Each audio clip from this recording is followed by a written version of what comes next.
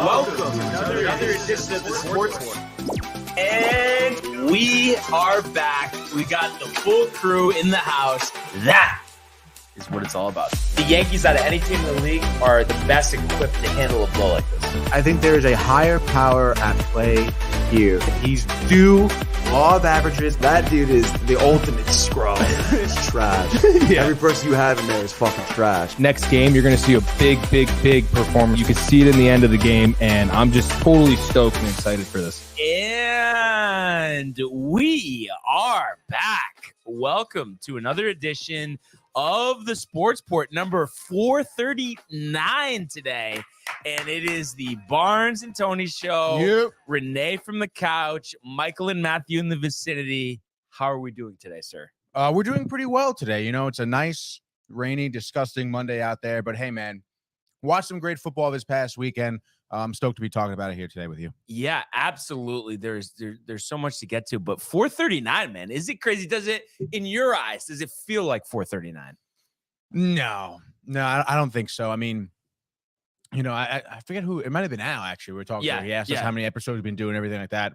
I mean, to think we've been doing this like basically Monday through Friday for well over a year at this point now. I mean, dude, it doesn't feel like it at all. Yeah, man, at all. Yeah, it just seems like our normal routine. You know, you're just settled in, and it's great stuff. I believe we have a couple comments to get started. We do. Matthew Gabriel says classic Cowboys coming up short. Michael says it's more phenomenal show. And Matthew says, let's go. Let's go, fellas. Always appreciate Matthew and Michael tuning in. Another comment here. Oh, Chris Ortega. Let's go. SCM alum. We need to fire McCarthy, and Kellen Moore need to hire Sean Payton. Interesting. And we'll get to that. But I just have to say, maybe not so fast. There might be another culprit. Oh, we'll leave you hanging there for a second. What a tease, Brian. What a tease. Let's go. The world of the National Football League. 6 for 101, 2 touchdowns. To Evans. Touchdown, Tampa Bay. How about that throw? Sam Darnold blasted. Oh, my goodness. Did he take a hit? In trouble. Watts brings him down. Lost one for Odell Beckham Jr. Got it down. Touchdown. All right. What a weekend it was. You know, obviously the 4 games, 2 on Saturday, 2 on Sunday. So we'll just kind of go in sequence here. So the first game of the weekend, we saw the Kansas City Chiefs and the Jacksonville Jaguars. And this was a very good, highly contested game, really start to finish. You know, obviously, you think about the first quarter, we got a couple touchdowns. Travis Kelce had a great game. He caught an 8-yard touchdown pass from Mahomes to get the scoring started. So that made it 7-0. But then the Jags answer, Christian Kirk, 10 yards out from Trevor Lawrence, ties it at 7. And then the Chiefs get on the board 2 consecutive times here. 50-yard field goal from Harrison Butker made it 10-7.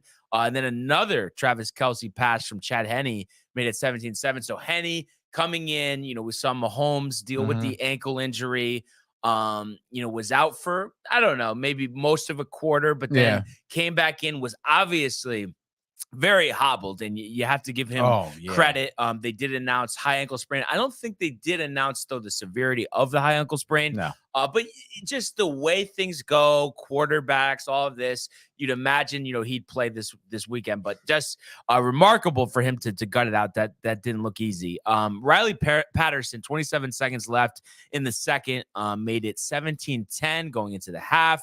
Kind of a back and forth third quarter with no scoring, 8 seconds left. Harrison Butker from 50 yards out again made it 20-10. Butker really, I think, is one of the better kickers in the league. And I get it. There's a reason why, but he's overshadowed by Tucker. He's new to the league, right? Third year? No. He's been in a while? Probably, I would think 6 if I had to guess. Okay. We'll look it up. But, he's been there for all of the Mahomes Chiefs team. So I want to say it should be 6 on the button. We'll see. On to the fourth quarter. Jags make it interesting. Travis Etienne, 4-yard touchdown run, 20-17 Kansas City. But they answer back once again. Valdez-Scantling from 6 yards out from Mahomes made it 27-17. And then Riley Patterson, the Jags, desperation down 10 at the end, makes the 48-yard field goal. They don't recover the onside kick. And your final was 27-20, Chiefs over the Jaguars. So Patrick Mahomes, 5th consecutive year hosting the AFC Championship. What a run it has been for them. Obviously you hope that ankle will heal up. He gets an extra day of rest, with a Saturday game here. So obviously that plays to his advantage. And really this one, I don't know. Maybe it's different. I mean, we saw Henny, throw for the touchdown pass anyway. But I kind of expected it to be this, just barely not covering here with the 7. The Jags kind of in it all the way through. So it didn't really surprise me. I figured Kansas City would find out a way. They're just so good in these situations. And if you look at the production up and down, Mahomes missed some time in this game, obviously. So 22 of 30, 195, 2 touchdowns, QBR of 77. That's great. Pacheco just under 100 yards on the ground, 95 to be exact. And Jerick McKinnon, you kind of didn't get anything going on the ground, 11 carries, 25 yards. But of course, Travis Kelce, I believe it's a record for tight ends, 14 receptions for 98 yards, 2 touchdowns. So just a great game. And you look up and down this list, a slew of guys had receptions. So the ball was really spread out. And on the other side of things, I think you have to give it to Jacksonville. What a remarkable turnaround. Doug Peterson in his first year, cleaning up that mess that Urban Meyer created, and Trevor Lawrence for having the resiliency to battle back. Last year was tough. This year was a lot better. They didn't get off to a great start, but they finished hot. And for him, especially last week with that comeback, and then this game, to hang in there and the numbers, 15 incompletions. But listen, you're going against Kansas City. They're just all too familiar with this spot. They have an underrated defense to begin with. So I don't think you could fault them in any way. And I think the Jacksonville Jaguars are going to keep going up from here. And they're going to join Burrow, Allen, and Mahomes in that group of teams that you would expect for the next 5 to 10 years at the minimum to be in the conversation to go to the Super Bowl out of the AFC, because they have the coach, they have the quarterback. That's the important thing. But I'll go to you, Tony, here. What was your overall take on this? Kansas City, 5th straight AFC Championship game. Obviously, you have to kind of tip your hat to Patty Mahomes. Ishmael right here says it pretty well. Unbelievable effort for Patrick Mahomes as he plays with only one leg. That's basically really what it looked like from him coming back into the game with a high ankle sprain. He was, limping, not even in I think maybe the 3rd play he was back in, he actually ended up scrambling and running for a few yards. Yeah, and kind of torpedoing on the ground. Yeah. So he was, clearly in some pretty significant pain. You saw quite a few throws where he was jumping up, not really being able to plant, right? Yeah. Quite literally jumping and throwing. Also still completing those passes, by the way, not even just kind of hoping for the best. So you really have to appreciate that. You mentioned, Travis Kelce. I think, I forget what the stat was, but his target to catch ratio in the red zone is like the highest in the NFL. I think he has the most touchdown catches in the NFL from the red zone as well. So obviously, he's the prime target for Mahomes in the red zone. They had a solid running game going. You kind of expected Kansas City to come out here and play like that. I will say, in terms of Jacksonville, I was also really impressed with Trevor Lawrence. To kind of, again, not really have showing any remnants of, the 4 interceptions from last weekend. He seemed comfortable in the game from the get-go. I think it is unfortunate. I think they had some opportunities to be a little bit more competitive in this game. I think there was it was towards the end of the game. There was a fumble. I forget who caught it, but it was a throw from Lawrence. Whoever the receiver was, it might have been, was it? I don't know if it was ETN, but he tried to kind of pivot and turn. Agno. Yep. He just ended up fumbling the ball. It's really unfortunate for you saw the expression on Trevor Lawrence's face, and that was, I want to say, maybe on the 30-yard line on Kansas City's side of the field too. So what would have looked like, it would have ended, a nice drive with a touchdown, ended up being a turnover and consequently the rest of the game. But I mean, Jacksonville has so many nice pieces. I think they're going to be sticking around for a while, like you mentioned. To kind of put them up with like the Bengals and the Bills and stuff like that. They have, Zay Jones is incredibly talented. I mean, I think they've used Evan Ingram very well this season too. Yeah. We saw some really big plays out of him. And I would say, Jacksonville, obviously, coming into this game, Kansas City's favorite, for them to stick around, not really get blown out. It is unfortunate. I guess they couldn't capitalize a little bit more on Mahomes' injury. That Henny drive was pretty crazy, and I think it was like quite a huge chunk of time out of the game as well. Yeah, and again, there was some plays there on that drive where it was like 3rd and 3, 3rd and 6, and they were converting on these 3rd downs, and what again you kind of thought looked like maybe the tide turning on the Chiefs. I mean, they were just able to kind of come up there big and end up putting some points on the board out of that drive, which was really just. I mean, I think it really speaks to just, I guess, the chemistry, the brotherhood that the entire Chiefs team has, able to kind of to score without Patrick Mahomes, who obviously is just so well highlighted, throughout this entire season for being their kind of leader. They did well without him, and I think that speaks a lot to kind of what kind of culture they have over there in Kansas City. Yeah, no, Andy Reid, the innovation, it really is unbelievable. So we'll talk a little bit about their matchup in the AFC Championship game. But before we get to the next game, a couple comments. Yes, we do have a couple comments here. So it looks like Ortega back in here saying Trevor Lawrence really developed a lot and has potential to be a great QB. Couldn't agree more. Jaguars are a team to look out for next season for sure. Absolutely. Jay Bird says, does the spread for the AFC Championship game reflect Patrick Mahomes' injury? Or is Vegas finally respecting the Bengals? He asks. So I would say both. Right? I would say both. That's got to be factored in. I mean, obviously, if Mahomes didn't play, but also I think it's not factored in as much as you would think, just because I think there's just that sentiment that it's the AFC Championship game. It's in Kansas City. No matter what the scenario is with the ankle, he's going to give it a go. He's going to at least try to give it a go. Oh, my God. So I think that's the thought process. And the Bengals have beaten the Chiefs 3 times in a row. It's so I think it's just going to be an all-time classic, regardless of that ankle. He'll find a way to get through it. All-time classic, Tony. The Chiefs sound like DTV. Yeah. No, I was trying to think of what he meant there, but he's just talking about like the well-oiled machine Reid with the offense. Yeah, that's what he meant. 100%. And the brotherhood, what I was saying, I think a camaraderie, a camaraderie. But yeah, obviously all good stuff there. So I can't wait for that game. And like I said, we'll talk about it in a second. Oh yeah. Just in terms of Jacksonville too, I was just kind of looking up. One key thing to keep in mind is the receivers could change slightly. I just did check quickly. So Evan Ingram was on a 1-year deal.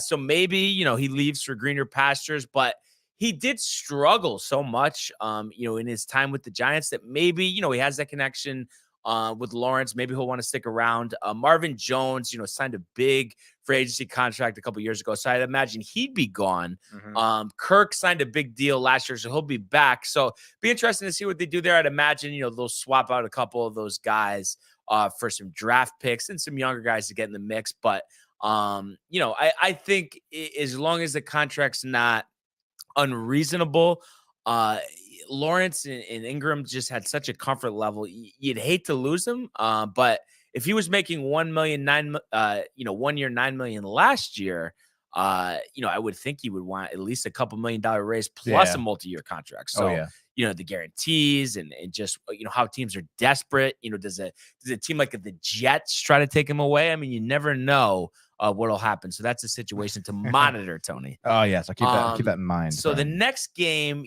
there really isn't too much to break down, but obviously we'll talk about it anyway.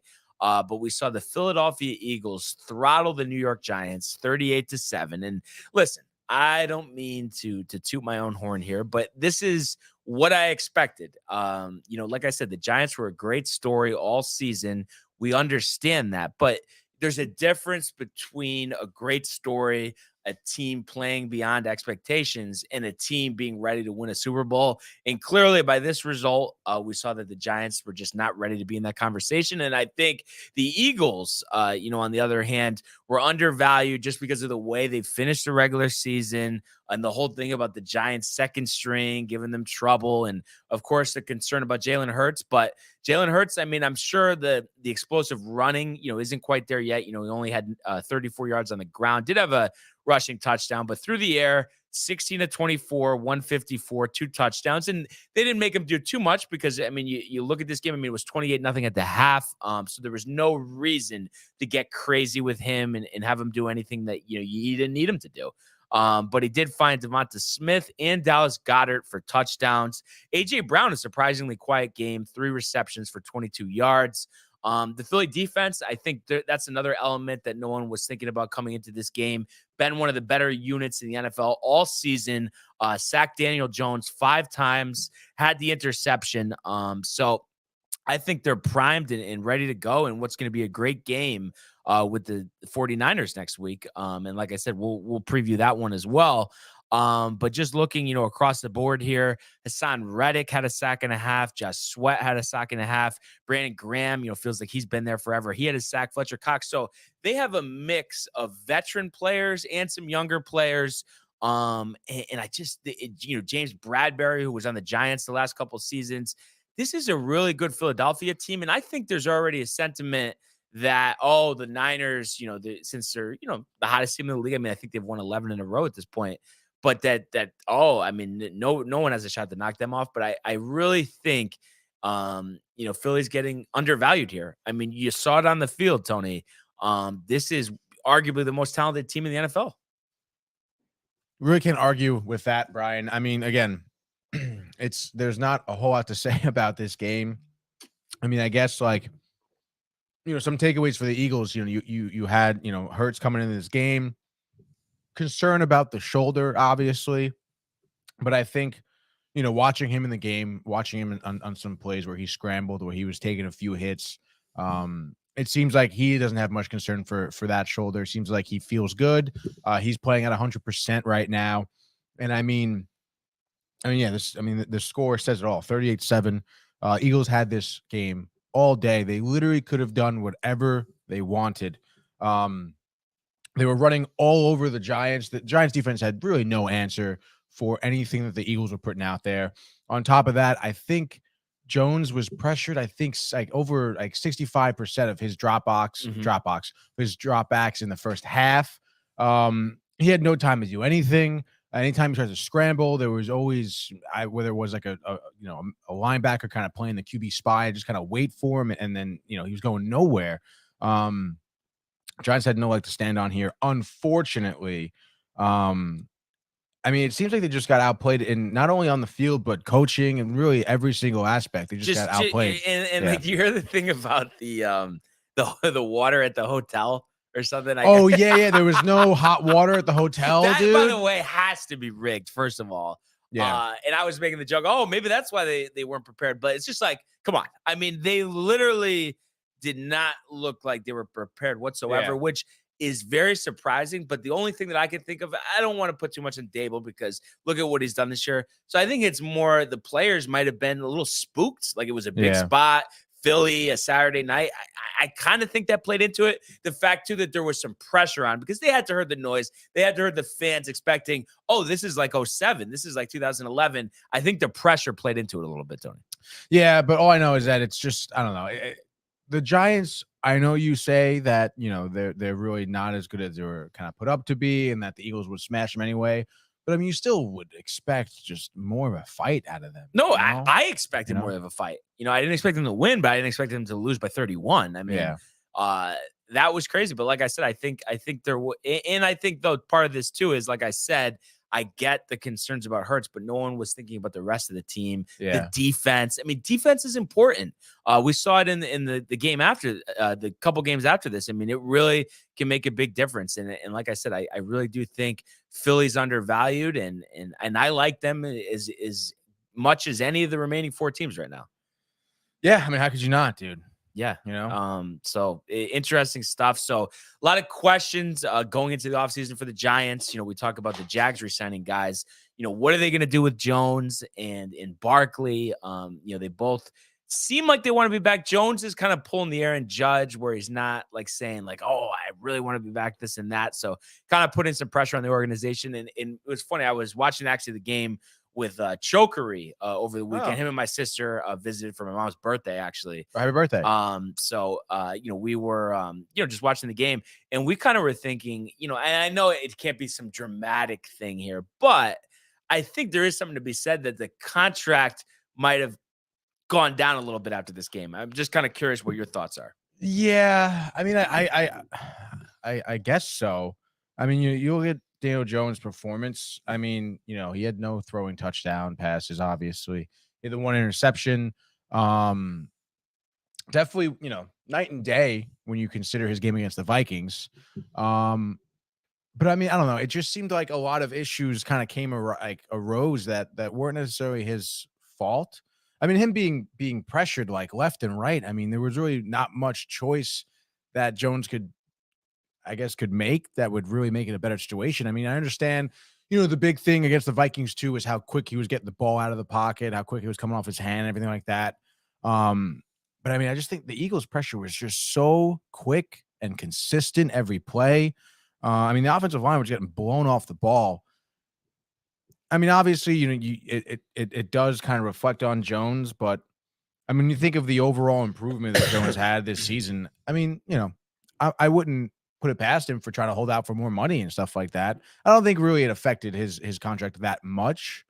I think it was a big, you know, prove yourself year for Jones. You know, I mean, what is this, fourth year? This is fifth year. Fifth year? Or actually, no, fourth year. Fourth They year, declined the declined fifth year option.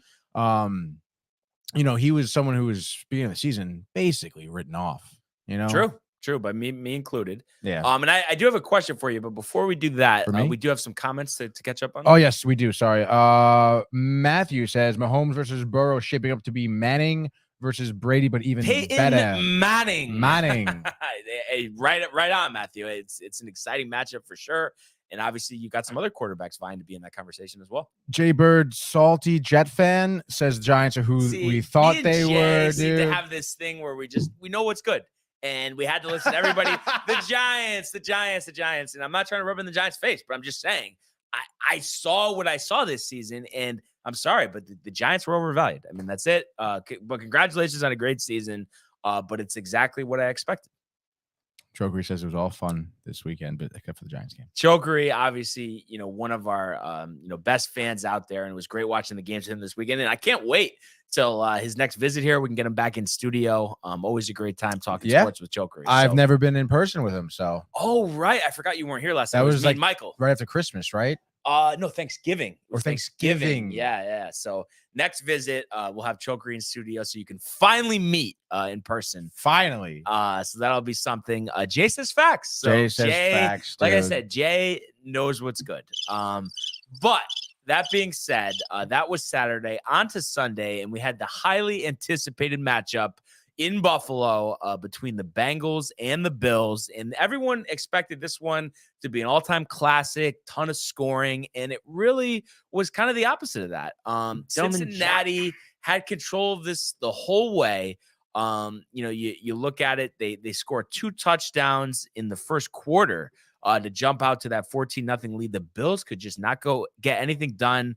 You know, offensively, and I had spoken kind of like the Eagles, how Cincinnati's defense, you know, we saw it against the Ravens last week, just really underrated. But speaking of the offense here, Jamar Chase, you know, had the first touchdown 28 yards out from Joe Burrow.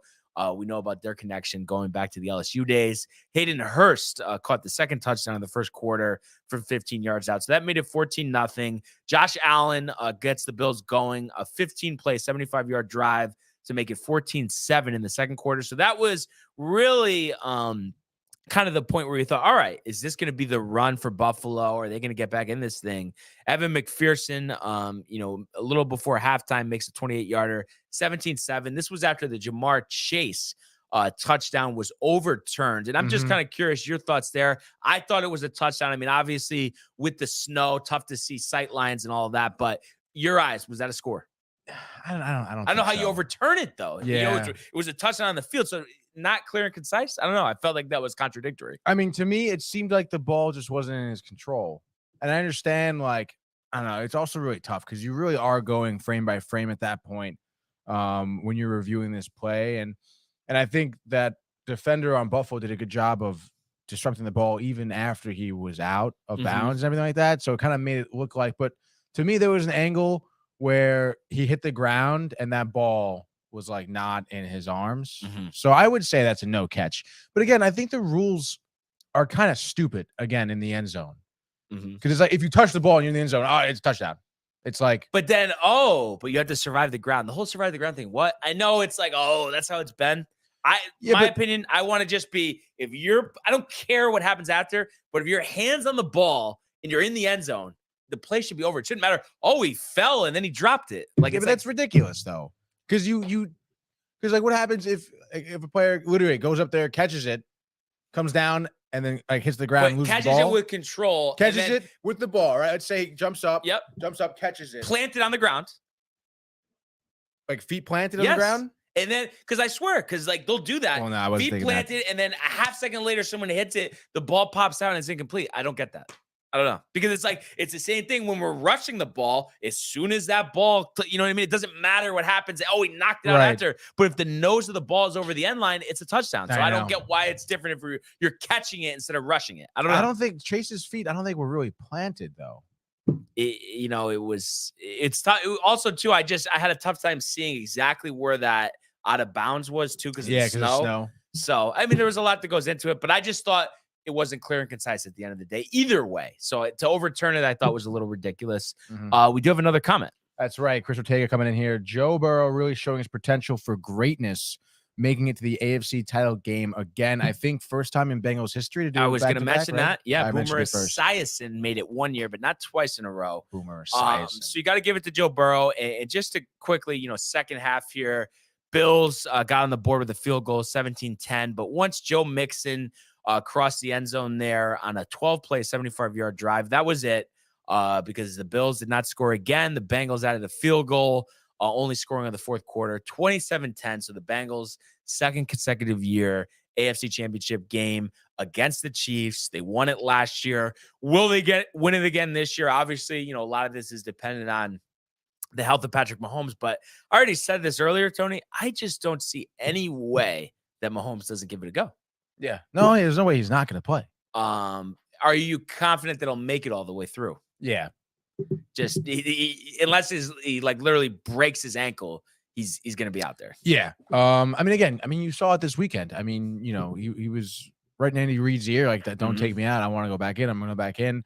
Clearly in pain, and he finished the game. I mean, yeah. There's no way on a week's rest he's not going to start like the game next weekend. There's no way. Yeah. No, I couldn't agree more. Despite, high ankle sprains are tough, but we got some time to figure that one out, but should be an all-time classic. We'll see. And it's nice that it's all-time classic, Tony. It's nice that it's in Arrowhead and not the neutral site in Atlanta. I didn't like that at all. Yeah. Now on the Bills side, I mean, it's 3 consecutive years of just disappointment coming up short. Yeah. I mean, that put it frankly, losing the divisional rounder earlier. Been some murmurs about, Sean Payton, he's not an offensive guy. Allen wasn't the same without Dable. Ken Dorsey kind of over his head as offensive coordinator. Should they try to get someone else in there? I mean, I think that's a little ridiculous. I understand Dable, helped out Allen tremendously, but at some point, does it just fall on Allen himself? Because I just feel like the reason why Buffalo loses when they do, and not that that's often. I mean, they only had 4 losses, including this game all season, but it's just the amount of incompletions, the amount of turnovers, and the missed throws. I mean, and we saw Stephon Diggs get a little animated on the sidelines, and I'm sure that they'll be okay. And it was funny. Huck in Missouri, on Twitter, he's the big Mad Dog Unleashed follower, and he was kind of ripping on Diggs for doing that, but I don't know. You think he was out of line? I kind of do. Because, I mean, it's like, do we see Diggs like running wrong routes and dropping passes? It's Allen overthrowing him. Right. So, if anything, I think Diggs deserves more credit. And this isn't to say that Josh Allen isn't one of the better quarterbacks in the league, but I don't know. Is he possibly, Tony, a little overrated? Because we've seen the same thing 3 consecutive years. And I know last year was a little different. They didn't get the ball back. But just overall, this season specifically, with the turnovers, with the high amount of incompletions, is there some flaws here that are tough to overcome?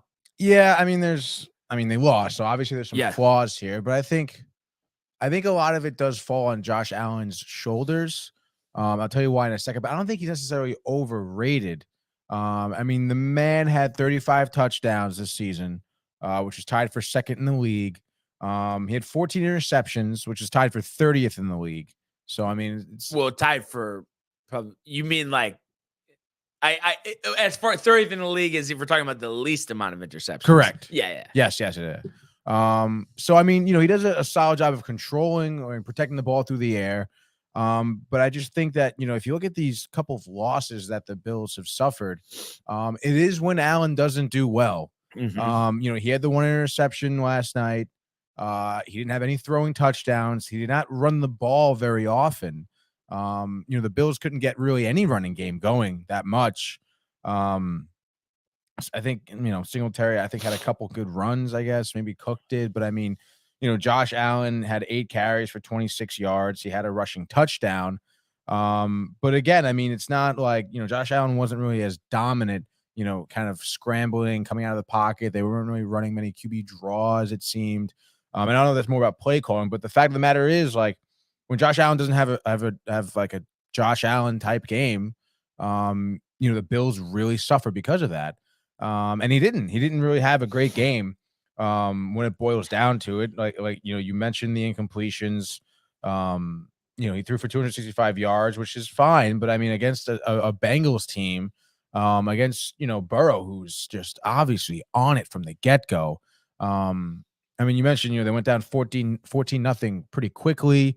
Burrow almost had a third throwing touchdown by the end of the first half. They were really firing, and you have to expect Josh Allen to kind of match, Burrow's energy, Burrow's level of play, and he really didn't at the end of the day. And I don't know if that goes deeper in terms of coaching staff or not. I wouldn't say Josh Allen's overrated, but he's a big reason why they lost last night. He's flawed. Yeah, he has some flaws. Yeah. And the thing that I'm just confused about here, because we mentioned the coach, we mentioned the Allen turnovers, and then my thought too was like, maybe is it that the missing piece that they need a dominant running back? Should they go bring in Saquon Barkley? But then, I was kind of just taking a dive into the numbers. I mean, Devin Singletary, I never have been impressed with him, but you look at it, I mean, 177 carries, 4.6 yards per carry, 819 yards. And then you have James Cook, Dalvin's brother. I believe this was his second year, 5.7 yards a carry on 507 rushing yards. So it's like, shouldn't that be enough? And maybe they just need to give them more volume. Is that what it is? Do they need to just tone back the amount of pass attempts? He attempted 567 this season. Yeah, I would say that's probably something they could adjust. I mean, again, looking at last night, Singletary and Cook combined for 11 carries. Yeah. What is that? No, water jugs running game. We talked about it a lot. So maybe they can just keep those guys and and just make more of an emphasis on the run. And then, I think, defense with Von Miller being out, I think that hurt, not to mention some other injuries that they've had this year. So maybe make the defense stronger, and then make more of an emphasis on the run. Other than that, is there anything that comes to mind that you think could get them over this hump and finally get back to the big game? A place that they haven't been in almost 30 years. I mean, I don't think. I mean, they have more than enough talent on the team. I mean, I guess maybe working with Josh Allen a little bit more in terms of limiting turnovers and incompletions mainly. I mean, I didn't notice Stephon Diggs, who had 4 receptions, targeted 10 times. I saw some overthrows and some deep balls, and I think that's why he was arms up on the sideline. Yeah, I think so too. So it's going to be interesting. And last question before we move on to the last game here. Your eyes, would you keep the same coaching staff in place for the Bills? Yeah, I think so. I mean, the track record is pretty good, consistent, really good. Obviously. Yeah. So just some fine tuning. Would you? Yeah, but next year, if we're in the same exact place, then we got to do something. Yeah, but are you worried that like this year, there's a lot of coaches seemingly available. Or you worry that you may miss your opportunity if next season doesn't go that well? Well, the way I look at it, I mean, offensively, you really want to, you think you can get better results and just be more efficient. It's like, okay, maybe Sean Payton, that would be a great guy, but it's like, so you're going to give up at least one first-round pick? I don't know. I'd rather just keep my coaching staff. And then maybe if you really want to do a new offensive coordinator, I mean, Dorsey, it was his first year on the job. And, he was the famed quarterback at the U back in the day when they won those couple national titles, taking over for Dable. Maybe you want to think about that. But, I mean, offensively, they were strong this year. And I think, if anything, it's refining Allen and putting an emphasis on that run game. We'll see what direction they go. And before we get to the last game here, a couple comments from Ortega here. Yeah. Joe Burrow really showing his potential for greatness, making the AFC title. We already did that, actually. Sorry.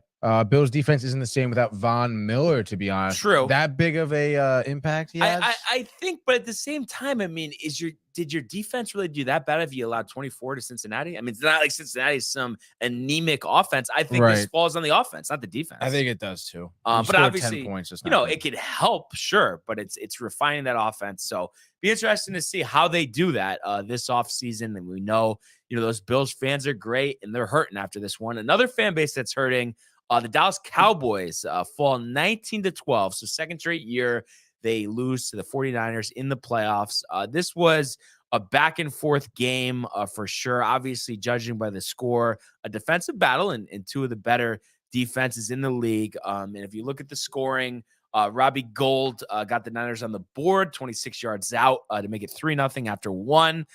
Dalton Schultz catches the first touchdown of the game here from Dak, made it 6-3 because the extra point was blocked by Brett Maher. What do you think about that? A serious case of the yips. He did make 2 field goals after that, including a 43-yarder. But I don't know. It's hard to, I guess at the end of the day, it didn't cost them. Right. But it's hard to think that they want to even deal with that. You look at Robbie Gould with the double doink a couple of years ago that gave Philly a championship. So with that in mind, I think they're going to part ways with them, but we'll have to see. So after that touchdown, it was 6-3. Robbie Gould makes a 47-yarder and a 50-yarder. So he's been money. I think they said he made his last 28 in something like that in the postseason, which is great. Nice. So it was 9-6 at the half. Brett Maher off the schneid from 25 yards out to make it 9-9. And that was a case, you're deep into the red zone there. It was really tough and might have been the difference in the game that they weren't able to punch one across there after the turnover. So that made it 9-9. Christian McCaffrey, 2-yard rushing touchdown, 16-9. Brett Maher makes one from 43, so that was kind of the monkey off his back, 16-12. But Dallas, after Robbie Gould 28-yard field goal, had got the ball back twice. It just couldn't do anything with it. The crazy play at the end of the game with Zeke playing center and getting absolutely walloped and then throwing the ball there, on like a 7-yard out. The guy gets blown up as soon as he catches it. And that was the end of the game. They didn't even try anything, the backyard BS, as they like to say. So yet another loss here for Dallas in the divisional round. San Francisco advances to their second consecutive NFC championship game. And I believe it's 3 out of the last 4 years. Brock Purdy didn't throw a touchdown pass in this one, but was 19-29, didn't turn it over, 214 yards, sacked twice. As a team, they did what they could on the ground, combined 113 yards. And I mentioned McCaffrey with that rushing touchdown. George Kittle had a great catch, 5 for 95. He's really kind of emerged as one of Purdy's favorite targets on the stretch. Seems to go to him, in the big moments. And I've always been a big fan of his. And in terms of the turnovers for the Cowboys, I mean, Dak, those 2 interceptions, other than last game, we saw that kind of harp them down the stretch a little bit. So you think about him with the turnovers, 23 of 37. So a lot of incompletions there. So, and then another thing to mention here, really tough, and you really feel for him. Tony Pollard, career year this year, first 1,000-yard rushing season. They announced today it was a broken fibula that he hurt in this game. So going into free agency, that's obviously going to hamper how much interest and how much money he gets, and might make it easier for Dallas to re-sign him. But you really feel for Tony Pollard. You hope for a speedy recovery there. And I said I would get to it, but in the beginning of the show, it's our commenter. What's his name here? Chris Ortega. Oh, Chris Ortega. Yeah, he had said about firing, I believe, McCarthy and Kellen Moore, and talked about Sean Payton in terms of to get the Cowboys over the hump. And personally, listen, I think McCarthy, especially he's not really calling plays at this point. I've never been a huge fan of him, but I don't think you could really blame this season ending like this on him. I honestly think it's Dak. I really do. And I have to wonder if someone else was playing quarterback that wasn't turning the ball over, would they be in a different position? In my eyes, I think Dak deserves the majority of the blame here. 12 points. I understand San Francisco, top defense in the league, all of that, but you can't throw 2 interceptions and 12 points if you want to make it to the NFC title game. But in your eyes, Tony, more of the blame on the coaching staff or Dak Prescott? I think a little bit more on Dak, and I think Ortega here would agree with me as he says Dak played horribly. We had too many missed opportunities on the offensive side of the ball. Our defense tried to keep us in the game, but they were getting tired. Tony Pollard injury played a role as well. But yeah, I mean, obviously, McCarthy has been kind of under the microscope, I think, all season about obviously how he coaches, and having his job kind of, I guess, in the hot seat. And I think how he handled the end of the game kind of showed. Timeouts. Yeah. What are you doing, dude? In that last play, like, you kind of had an opportunity there, like you could have done something there. And just make sure the guy's going to catch the ball and not going to be immediately tackled. I know. Why does Zeke need to play center? Why is they Zeke called the timeout too? And they could have changed it. Oh my God. And it's like kind of like, the second year in a row here where with the Dak running the ball, clock running out. Yeah. And again, like they could have had like an opportunity to kind of at least attempt a last minute play to give them some hope. I mean, I don't know. I think a jump ball like in the end zone, it could kind of go 50-50. Yeah, you really could go any way. So I mean, to not even give your team that opportunity. I mean, that play is just so stupid to have just Zeke lined up on the line. What is the point of that? And Ortega calls it a flag football play. Literally, that's literally what it was. That's what happens in flag football. Like, that's so stupid. And then even so, I mean, if you look at that play, all the receivers are like 15 yards downfield, albeit like Dak didn't have enough time because Zeke gets blown up and there's 2 people in his face. But it was just such a poor design. So stupid. And it sucks that Dak had those 2 interceptions because, you look at him again last week, with the type of game that he playing it clean, you kind of expected a better Dak to kind of show up yesterday. But yeah, I mean, really tough loss for Dallas, I think. I'm happy for the 49ers, that's for sure. Yeah. What a run they've been on. So yeah, they were 3-4. So this would make it 11 straight wins because they won 13. Or no, 12 straight wins. Yeah, 12 straight wins because they won 2 playoff games. So yeah, I mean, I think they're good as a bet as anyone to win the whole thing, and we'll talk about the matchups in a second. But just to wrap this up, I'm just kind of curious. Moving forward, let's say you were ahead of the Cowboys. What is the path forward? How do you finally get over that hump? Oh man, I guess I gotta get rid of McCarthy, huh?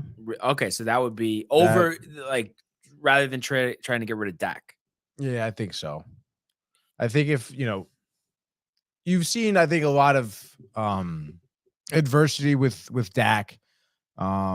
But I mean, I don't know. I think he's overcome a lot. I think he's had some really great games. Again, this is a Dallas team that, has more than enough talent, I think. I understand. Oh, the defense is unbelievable. Unbelievable. A lot of talent on offense. Yeah.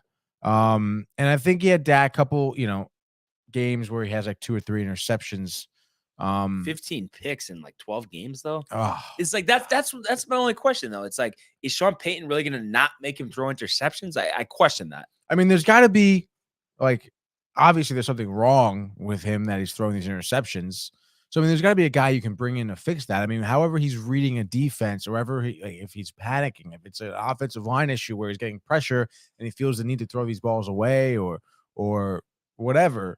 I think that there's a way for like a coach or something to kind of bring Dak down, and kind of show him like, how to kind of limit these interceptions. Because again, Dak is an incredibly talented quarterback. I think it does say something that they kind of made it to the divisional round for sure. I mean, they had a great season.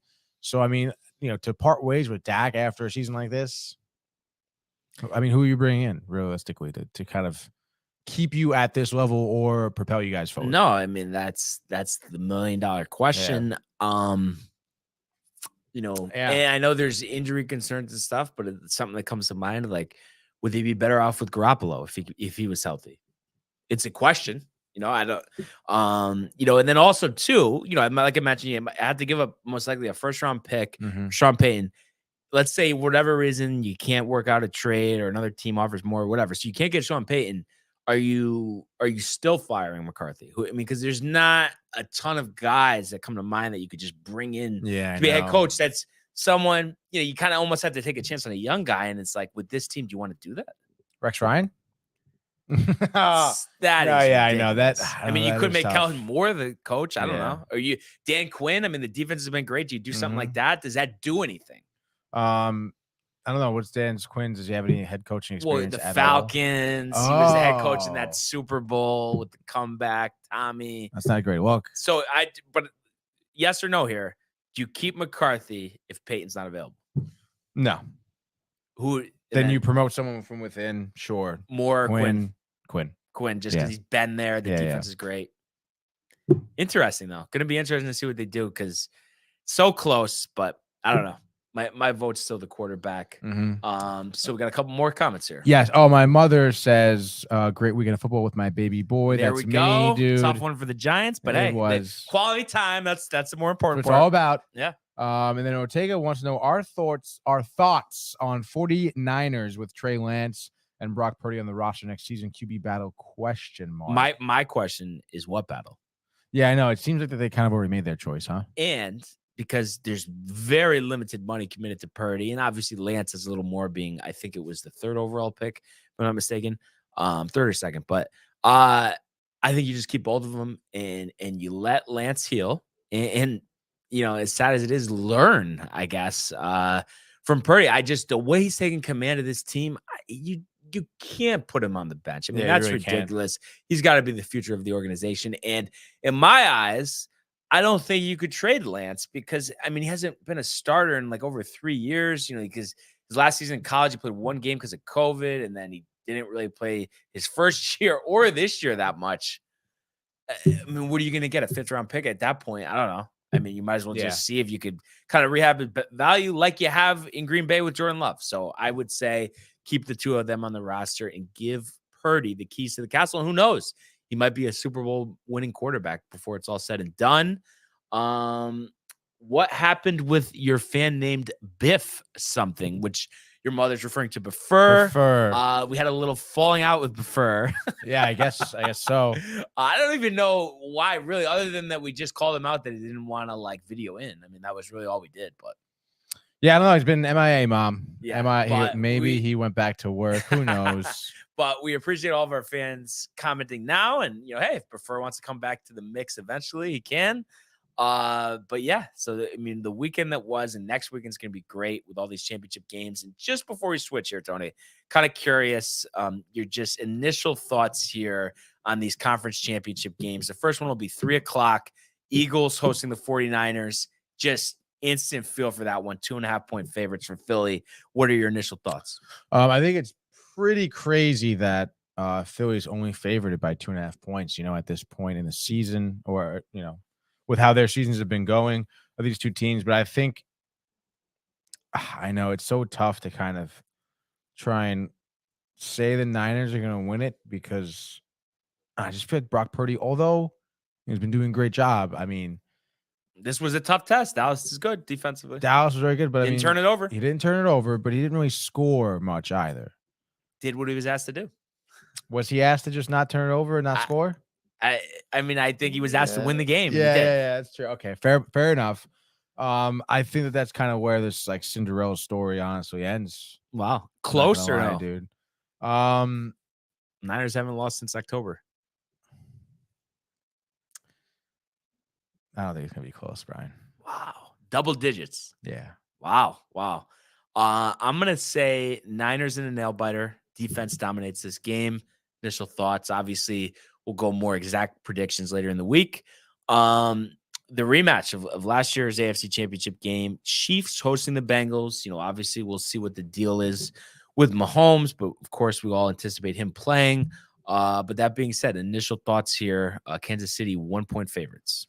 I mean, I love it. Obviously, it's gonna be a great matchup again, second year in a row here.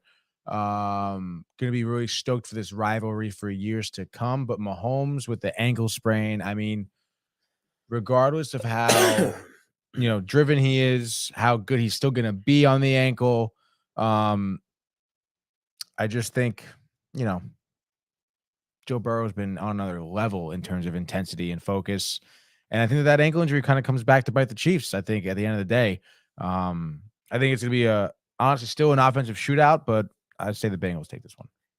I see the thought of Jackson and Brittany Mahomes in your eyes. No, I'm just kidding. Obviously, the concerns are valid with the injury. And to be honest, I'm just such a fan of Mahomes because it's just so impressive what he does year in and year out. And I'm really rooting for him to win this game, win another Super Bowl. And I would pick him. And like I said, we'll do officials later in the week. I just can't go against Cincinnati right now. I mean, they've had the Chiefs number. And like I said, I think the defense is underrated. And Joe Burrow, I mean, it's remarkable. And we talked about it before the show, just the story about how, he was third string at Ohio State, has to transfer to LSU. And in his first year at LSU, like a 17 touchdown season. Then all of a sudden he's throwing over 60 touchdowns and 6 in the championship game, blowing them out, taking LSU to a title with Ed Orgeron or whatever his name is at that time and winning. And then what he did last year, bringing the Bengals to the Super Bowl. I mean, we know how much they've struggled to get there. That was their first appearance since the Boomer Esiason days in the late 80s. And then to go first back-to-back championship games in franchise history, all impressive stuff. And I know, obviously, I mean, the whole team deserves credit, but I think, no one really talks about Zach Taylor. His first year there, I think they won one game. They stuck with him. And it's remarkable what a job he's done as well. So I think he deserves a little more credit. But I think another all-time classic. I'm just worried about Mahomes' all-time classic, Tony. Ankle hampering him. But so for right now, I'm leaning the Bengals. But I will say, if Mahomes is able to get a little mobility with that ankle, it is hard to go against Kansas City. So for now, I'm thinking Bengals in a tight one. But we'll see how the week progresses. Yeah, I guess we shall. But what a football segment, Tony. I know, right? Almost an hour. And it's just for 4 games, Yeah, that's how you know. It's good stuff. Good breakdowns. It's passion, quality, it's fan interaction. A couple more before we switch here. We do, yes. My mother says Eagles play dirty. Sounds like a Giants fan. Tony, it's a little joke. Come on, laugh a little bit. Eagles will win, though, she says. All right. And then she also goes on to say Mahomes will be fine. They will fix him up like new. A little tape, a little numbing. I mean, I think little is an understatement. Yeah. Maybe a lot of numbing. And then Jay Bird comes in here with the Bengals is going to the bowl. Hootie. I mean, is he wrong? I mean, I don't know. I think he's correct here. Yeah. You think he's wrong, though? No, I said I think the Bengals. Oh, really? Yeah, I just said we'll see how Mahomes' ankle progresses. I thought you said Chiefs. The Bengals seem to have their number, but yeah, what the Chiefs do is impressive. So, we'll see a little back and forth there. But let's go now to the world of the National Hockey League. Here's Matthews. Scores! Hat-trick goal! My goodness, this is a great shot. Big hit on the far side by McCarr. He flattens Jordan's skull. Oh, my goodness. That's the drop right back. Terrifying and robbed by Shesterkin. That's brilliant from Igor Shesterkin. It's a breakaway to win it in overtime. McDavid scores the winner in overtime.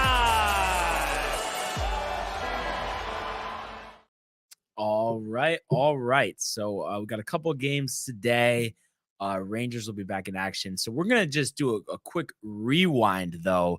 We obviously last met and talked hockey on Thursday, and the Rangers at that point had a big matchup at the Garden with the Boston Bruins. And unfortunately, to me and you and all Rangers fans out there, a big disappointment. 3-1 they lose. They scrap one goal there in the third period. And I know the Bruins are, obviously the best team in the league at this point. Only 5 losses is just unbelievable. But I have to say, I was highly disappointed at the result of this one. And I thought that, I know, they're good defensively. They get great goaltending, but you got to score more than one in pretty much garbage time in the third period, in my eyes. I'm just kind of curious what your thought was on that. Yeah. At home. I know, at home, and it's tough because the Bruins coming into this game, I think they were 7-0-1 in their last 8 road games. So they were killing it on the road. We know they've been killing it all season. But Swayman in there for the Bruins was just, on another level. When you really look at it, first period, I understand, Pavel Zacha, kind of scored for the Bruins very early. So you're seeing some breakdown of defense for the Rangers here, which is something that, talking about this game, I kind of highlighted was hey, they're gonna have to play some really top-notch defense. So obviously going down 1-0 isn't exactly what you wanted, but your offense did a solid job. I mean, first period, the Bruins did outshoot you. But 13-11. So you were hanging in there with them, in terms of producing some offense. Swayman had a great save off of, I think it was Schneider. Swayman, hit the puck with his helmet to kind of deflect it away from the net. He smothered a one-timer from Chris Kreider as well. I think Panarin had a nice cross-ice pass to Kreider, with the one-timer. Swayman was right there with it. So, I mean, right there, you're down 1-0 after the first period, I believe. I think, right? Because Bergeron scored in the second period. Yeah. And I mean, the Rangers, I think, had a good attitude because, you're only down 1-0. You really didn't necessarily get outplayed. You're hanging in there with the Bruins. But I mean, beyond that, it was just kind of not enough of an effort, I think, from the Rangers. I think through 2, you got to have 1. I mean, come on. I know it's tough, but 1? You can't have 1? You can't. Literally, I just give yourself a chance going to the third. Yeah. You obviously, coming into this game as well, Swayman is going to be on his shit here. So you have to just find ways to get to him. You have to figure out ways to get to him. I understand, I was a big advocate for just, slapping shots from the blue line, and kind of hoping for a dirty goal or something. You have to really mix it up. I mean, probably one of the biggest things you could do for Swayman is to screen him. I just think the Rangers didn't do a well enough job with having a body in front of the net screening Swayman. And then because of that, he gets looks at shooters, he gets looks at where the pucks are coming from, and is able to, make those quick adjustments that he's so good at, and smother the puck, So, I mean, I think there are ways kind of, I understand it's the Bruins, but they're still beatable. You can, they've lost games this season, as few as it has been. They're still a beatable team, and the Rangers can certainly beat them. You just have to find ways to score. You have to find, you have to get a little bit more creative, unfortunately, against the Bruins here. And then, stop giving up, a goal in the first 2 minutes of the game. That would be really nice.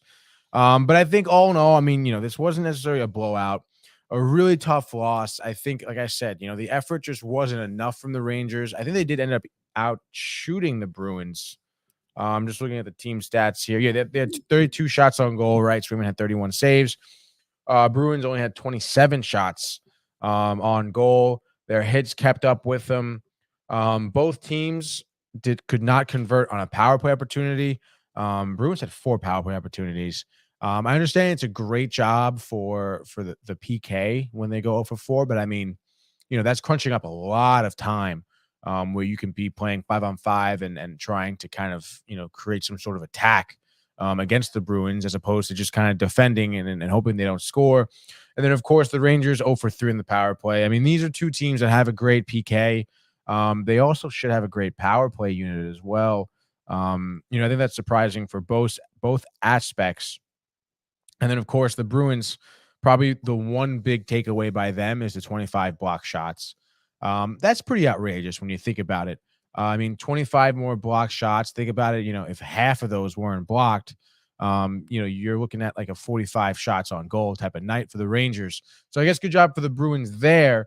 But if the Bruins are blocking shots, you got to fake them out, fake taking the slapper, move around the defender, find an open lane, I just think that, again, I'm a huge advocate for taking those slap shots from the blue line. But when they're blocking your shots like that, they obviously know that you're going to do that and they're going down to block a shot. Try something else. They have to they're going to have to mix it up, as they kind of continue to play the Bruins the rest of the season. So overall, tough loss, especially at home too.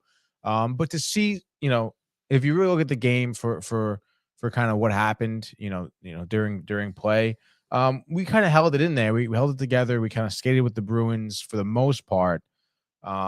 So, I think there's some good takeaways here, some good things to learn about how to beat the Bruins. I just mentioned a few things.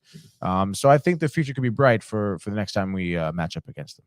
But it's interesting because, we kind of made a point that, based on how this game goes, would give us a good litmus test of the Rangers moving forward and how they can compete with the Bruins. But, before this game, you said as currently constituted, you wouldn't have confidence in them defeating them in a playoff series. So after a result like this, does that kind of recertify the point that offensive help is needed if the Rangers want to even think about making a run in the postseason?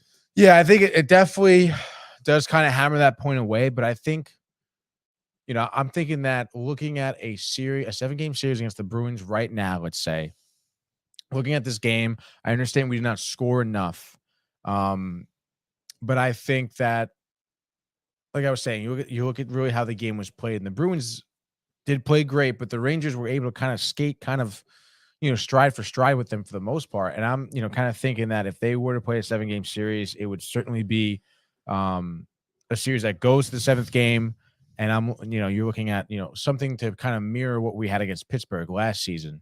Yeah. Where there was some tough overtime losses, a couple of big wins, overtime wins for both teams sort of deal. I don't think that it's looking at this game. I don't think it's necessarily lopsided one way or the other, which is good. But yeah, I definitely think though the Bruins are just so tough. I think that's the biggest thing. I think if they weren't so ahead of everyone else, that I would feel more confident about just standing pat. But I want to see some offense brought in here. So it'll be interesting to see what transpires. Got the game tonight we're going to talk about right now. But just to update everybody on the picks, a little bit of a rough patch for Tony. 0-5 over the weekend. It's pretty crazy. I go 5-0. I don't think that's ever happened on that many picks that we've had a split like that. No. And then I get the bonus point for John Rahm. Yeah, it's pretty crazy. Winning the American Express. He was actually, I think, 14 shots adrift of Sahith Theegala. Rahm's won 2 out of his last 4 starts. So what a run there. And big tournament coming up this week from Torrey Pines, Farmers Insurance Open. So pumped to talk about that, but just figured I would kind of add that in as we're going to do some picks here. So as it currently stands, 17 points for me, 11 points for you, 4 games today. So we could do 2-2. Rangers playing against Florida tonight at the Garden. So I'm guessing you want to start there. What do we got? Yeah, certainly. So Florida, actually, believe it or not, on a little bit of a hot streak here, winning 4 out of their last 5 games, producing a lot of offense in these games as well. Their only loss was to Toronto in overtime, and they still scored 4 goals. And then their most recent wins: Minnesota 5-3, Montreal 6-2, Buffalo 4-1, Vancouver 4-3. So when you really look at that, what are you looking at? 10, 15, 19, 23 goals in the past 5 games. That's pretty good. Their offense has been kind of on fire. And then again, obviously, we know about the Rangers past few games. They've lost 2 out of their last 5. 1 of the Bruins, 1 to Montreal. So kind of interesting. two different teams, two wildly different teams they're losing to, one of which being one of the worst teams in the league, one of which being one of the best teams in the league. So that's kind of interesting, kind of food for thought there. And again, you just kind of look at this right now. I mean, the Rangers not scoring a lot. What are they going to do? Their last game against the Panthers was in Florida. They beat them, I think, 5-3 on New Year's area, I think. Yeah. The Florida New Year's trip, which they seem to always do. Yeah. So I think that kind of, bodes well, I think, for the Rangers, what to expect from them today. Again, I understand Florida on a little bit of a hot streak here, though. And I can just kind of see maybe Kachuk kind of like smothering the Rangers a little bit. But I think all that really takes is a nice like Keandre Miller like hip check to the boards. Again, I'm expecting the Rangers to come out here pissed off and physical. Because I think with that type of physicality, which they can perform against the Panthers here, I think they would shut them down pretty easily. Give me the Rangers here, obviously. That kind of like just gave me like a mini like heart attack there. That vibrating? No, you didn't feel that on the floor? What? No, it was from here. Like I swear to God, I thought we were like going down. Really? Yeah. Holy shit, dude! No, I didn't feel anything. Renee, anything? No, you didn't feel like the floor. Like, wow, maybe I'm making things up, dude. You tweaking? Maybe. Oh my God, dude. They probably made the like they were coming down the hallway and like it was just in this area. That's probably why I felt it. But whatever. Okay. Yeah, I'm fine. Okay. Just making sure. All right, give me the Rangers here. I'm gonna say 4-2. Yeah, I mean, I think it's a bounce back spot. Yeah, huge. Interesting to see what Florida does in net because they got a game tomorrow Spencer as well. Knight? Yeah, and it's funny. He had a hot stretch. I think he's struggled a little bit, and then Bobrovsky's kind of gotten a little better. So either way, I guess it's gonna, I don't know how much of a factor it'll actually play. None. But I gotta go with the Maple Leafs. Wow. They've impressed me. They're at home against the Islanders. I think that's a tough spot for the Islanders. Right now 23-20, Maple Leafs 28-11. You look at the last 5 games. Islanders have actually lost 4 in a row. The Maple Leafs have actually lost 3 out of 5, losing to Montreal last game, and then back on the 12th and the 14th, respectively, Detroit and Boston with wins over Winnipeg and Florida mixed in. I don't know. I know, you lose to Montreal, you can't lose to the Islanders, but I think, they bounce back here, a couple of days off. And I think the offense is just too much here for the Islanders. So I'm going to say, Matthews maybe has 2 goals, get one from Marner as well. Maybe Tavares, a little reunion spot here. 4-1 Maple Leafs over the Islanders. All right. My next pick, I think, is going to be pretty easy, honestly. I'm going to take Dallas here at home against Buffalo.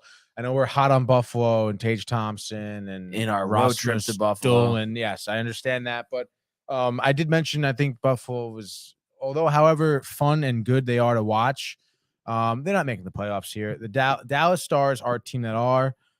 Very interesting kind of stretch here for Dallas. 3 out of their last 5 games, they've won 4-0. So it's actually really interesting. Odinger has had 2 shutouts in the last 5 games, and then Wedgwood, I believe, was another goaltender, had a shutout on the 19th against LA, and they actually have working off of back-to-back shutouts by 2 different goaltenders. So I'm interested to see when the last time that has happened with a team. But obviously, again, another team who's scoring a lot right now. You look at that, you look at this team, 23 goals in their last 5 games. Not to mention the 3 shutouts. So they're doing a really great job on both sides of the puck here. And I think in Dallas against Buffalo, I don't think there's a chance in hell Buffalo wins this one. Give me Dallas. Again, defense hot. I'm going to go for a 3rd shutout in a row. Let's go 3-0. Playing with fire, Tony. Playing with fire. Yeah. I think you're going to be playing with fire this next game. Easy does it, buddy. Easy does it. So we got your favorite, the ESPN Plus Hulu spot here. Flames and Blue Jackets, also known as the Goudreau reunion. I would imagine, honestly, tribute video here. No, Yeah, there's gotta be. Have They played already this season? I think they have. Not that I'm showing. Yeah, I don't know what you're looking at. It looks like regular season series. Columbus leads. Why does it not show it on here? 1-0. They played December 9th, game 1. Columbus won 3-1. All right. But that was in Calgary, no? No, in Columbus. Oh, and this one is actually in Calgary. So the whole tribute thing doesn't make any sense. Yeah. But that being said, I mean, Columbus the other night did get off the schneid. They had lost their previous 3 games, defeating San Jose 5-3. Flames beat Tampa, the other day on Saturday, 6-3. Had lost to Colorado and Nashville before. 13-8 at home. Columbus 3-15-1 on the road. Wow. I don't like Calgary, but I like them better than Columbus, especially on the road. So give me Calgary here.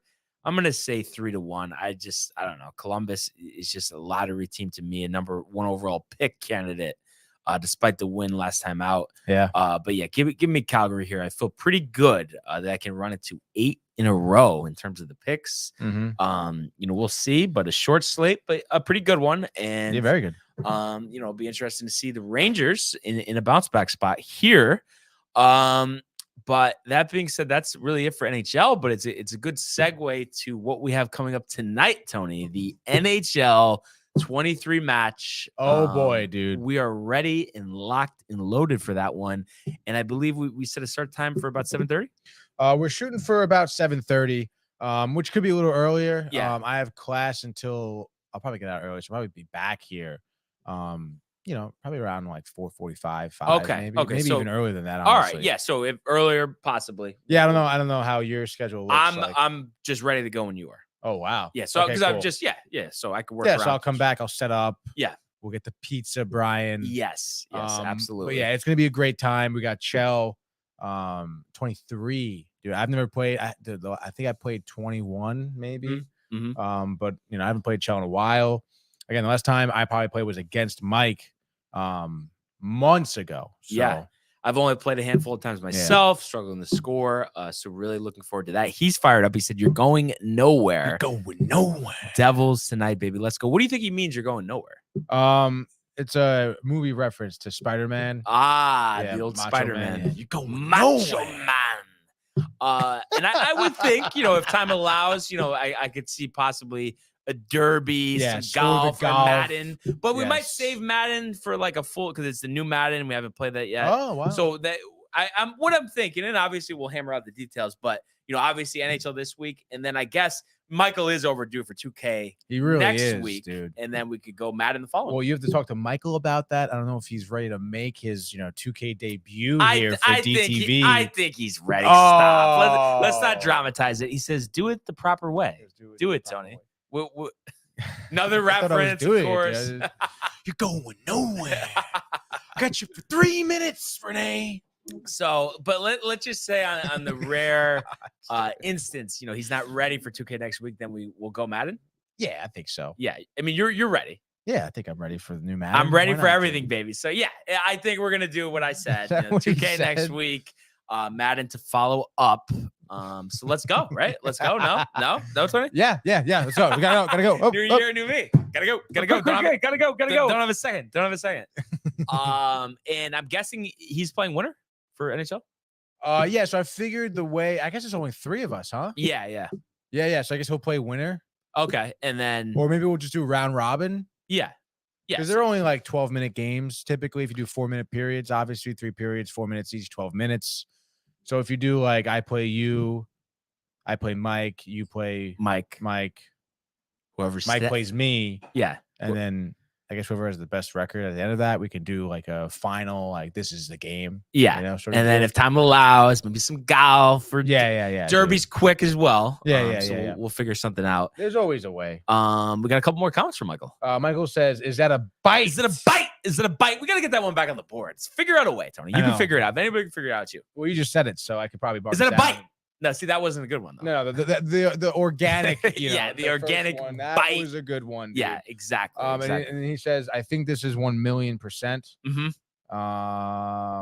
Actually, it might be 10 million %. That is possible. Definitely possible. 3, 4, 5, 6, 7, 8 digits there. That's 10 million %. Michael says about the round robin-ish stuff going on here tonight. So I'm super stoked. Yeah, me too. It's just gonna be some good old fashioned fun, dude. Yeah. Like there's nothing like it. Because this is our third gaming corner with me. Is it only third? Well, because I know we did PGA. Golf one by itself. We did Madden, and that was it. Derby. We definitely have done just the Derby. No, but Derby day. just was mixed. No, I think we definitely won where it was fourth. just the Derby. Fourth, baby. Fourth one. Okay. We're covering every fucking sport. Let's go. And your mother says you have lasagna. I do have lasagna. There's a tray.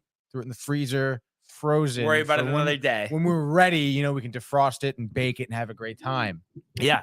So, and let's, we'll obviously update all of our viewers on the start time for later. But let's just say, Tony, best case scenario, we're all ready to go. Would you say probably the earliest would be 6:30 by the time? Yeah, I think so. Okay. But we'll keep all you guys posted. Yeah. Looking forward to talking to all of you then. But other than that, anything on the way out, sir? I don't think so. Anyone who's kind of been chilling around here, who's new, who hasn't really subscribed yet, please subscribe. And then also, if you guys haven't checked out our newest vlog, it's us at the Staten Island Zoo. It's a pretty great time. You learn a few things about animals. You can see my backyard, what it was like for me to grow up on Staten Island. Right? Well, there you go, Tony. There you go. But I'm hoping to put up a fight tonight. I think you will in NHL.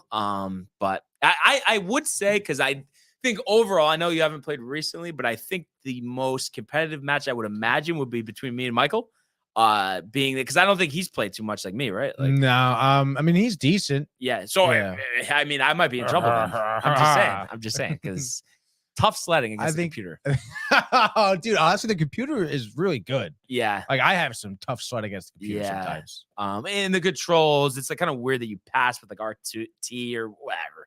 What is it called? R2. Is it R2? Yeah. That the pass? Yeah, I'm pretty sure. And then you can change it. Okay, and then no, or is that shot and then X is pass? No. You shoot with the stick. Stick. Okay. Yeah. I guess I was shooting with the stick, but then but there's a cross pass. Is that or no? There's no cross pass. That's not. Well, you can do a saucer pass. It's R1. The sauce. The saucer pass, dude. But yeah. So I can't wait. We could all do a nice recap of the controls. We'll I forget. As well. So yeah. We'll do a little refresher course, Tony. Yes. But yeah, what a day, what a show. Really great. Back from the long weekend. Hell yeah, dude. So really appreciate everybody tuning in today and continuing to comment, like, and subscribe, as well as checking out the archives on the YouTube page, Tony, Michael, Renee in costume, the merch, downtimetv.com. Everybody enjoy the day, enjoy the games. Let's go Rangers, and we will see you on Gaming Corner. Hey guys, Tony here from Downtime TV checking in. I want to thank all our fans out there who's been liking, subscribing, sharing our content. You guys are the best. You guys are our bloodline. You make us love what we do.